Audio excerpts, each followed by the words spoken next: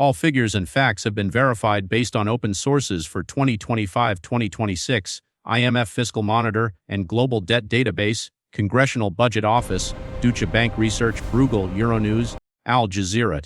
No fabricated figures have been used in any of the statistics. We showed America's 36 trillion debt. We unlocked France's pension bomb. We examined France's unacknowledged 3.5 trillion problem. We tracked Germany's industrial recession. Now the question is, are these random events, or are they all pieces of one bigger picture? According to the International Monetary Fund's latest report, global public debt has already surpassed a 99.2 trillion, and this figure equals approximately 93% of world GDP. Even more disturbing is this: over half of global debt is in countries that represent about 2/3 of world GDP and still show no signs of stabilizing. In this video, we will explore whether the developed world is truly heading toward bankruptcy, or if the picture's more complex than we think, and we will show why the same disease has different symptoms in different countries. Let's put the numbers side by side. America's public debt is currently 126% of GDP, and according to IMF projections, will reach 142% by 2031. This is the fastest deterioration in the developed world, even surpassing Italy's chronically high figures. France follows closely behind with 117.5%. Meanwhile, Japan has a debt of over 260%, the highest figure in the world. But here is the interesting point. Japan has remained stable at this level for over 30 years without experiencing any sovereign crisis. Meanwhile, Germany presents a completely different picture with a mere 64.6%. Alongside Switzerland, South Korea, and Australia, it is one of the few developed countries that kept spending disciplined in the 2010s. These differences are not accidental. The IMF itself warns that simply looking at the debt to GDP ratio is not enough. The real question is, in which direction is the debt moving, by whom is it held, and in what currency is it denominated? The common root is the same disease we saw in all three previous videos: aging. In the US, Social Security expenditures are growing rapidly because the baby boom generation has reached retirement age. We saw that the birth rate dropped from 1.8 to 1.45.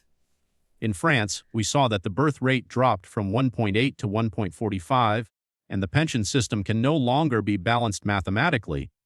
In Deutschland schrumpft die Belegschaft, während die Zahl der Rentner steigt. Die Sozialversicherungssysteme geraten dadurch zunehmend unter Druck. Die Ausgaben steigen, während die Einnahmen sinken. The picture is similar in Germany. The workforce is shrinking, and the burden on social insurance systems is increasing. This demographic shift makes one outcome inevitable: government spending increases automatically, healthcare, pensions, long-term care, without any politician needing to announce a new program. This is the phenomenon economists call demographic autopilot. Added to this are interest costs. Global interest rates have risen fundamentally in the post-pandemic era, making the refinancing of old, low-interest debt increasingly expensive.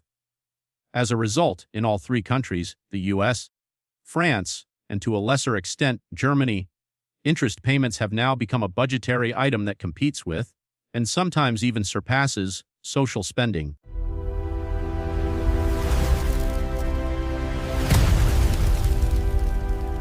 The second common root is the structural difficulty of implementing reforms in democracies. We saw this in France. The 2023 pension reform had to be pushed through parliament without a vote, and then it had to be frozen under political pressure. In the US, tax cuts have been extended without spending cuts.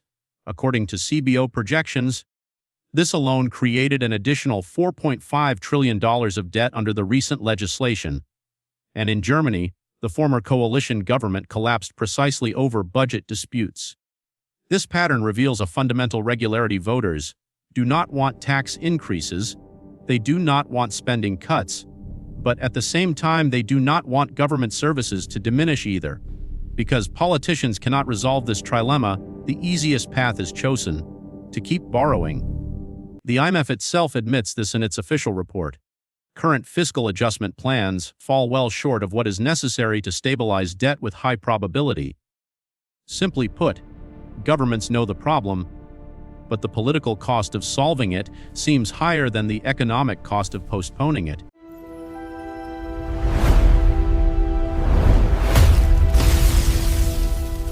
The third point, and this is the most misunderstood part, the debt to GDP ratio itself, on its own, is not a measure of danger.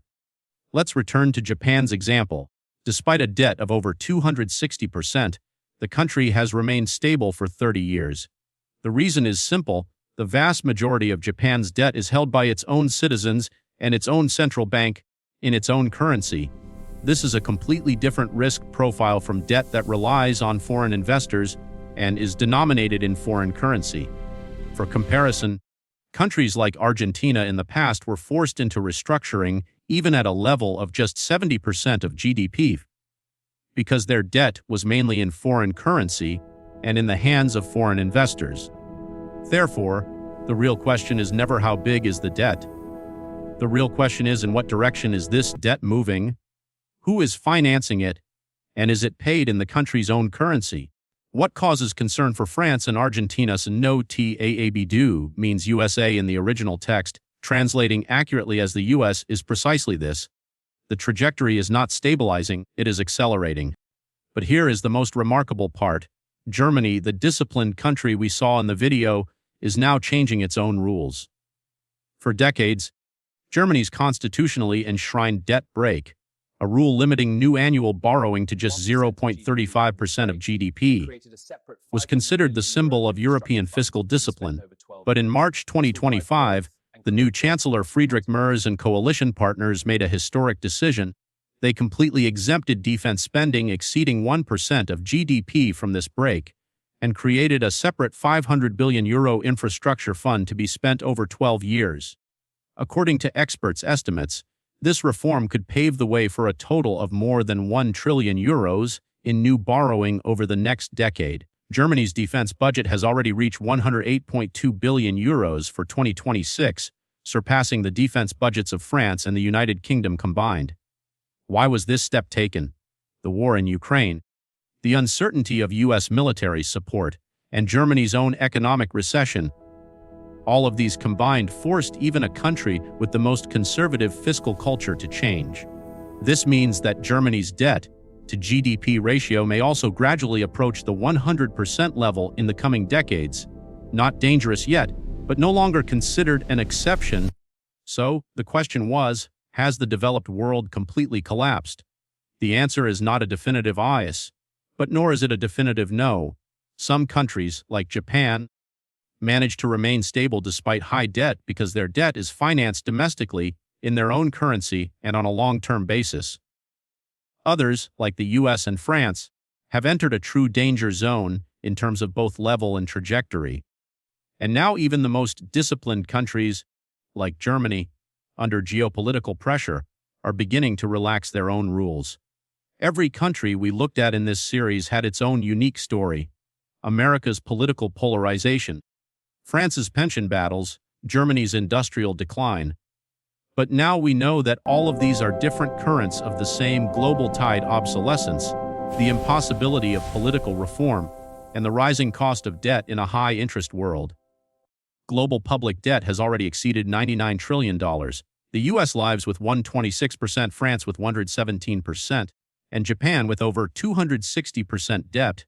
Yet Japan hasn't collapsed for 30 years because To manage its debt, a government can sell bonds in its own currency. It sells these bonds directly to its own citizens. This keeps the debt within the country, and citizens earn interest. It's a simple, effective strategy. sells its debt in its own currency to its own citizens. The real difference isn't the size of the debt. It's who owns it and the direction it's moving. The most shocking fact is this: even Europe's most disciplined country, Germany, has broken its debt brake and is preparing to take on €1 trillion in new debt over the next decade. The question is simple: is this all just falling dominoes? Watch the long version for a full analysis. National debt is like a ball and chain, slowing economic growth. As it grows, the burden becomes harder to bear. The weight can cause the economy to stumble and collapse. We must act before it's too late. The global economy is a fierce competition. The US leads in GDP, but China surges in trade, while Japan advances in technology. Who will dominate next? Our next question is, if this trend continues, how will the global financial system change in the 2030s?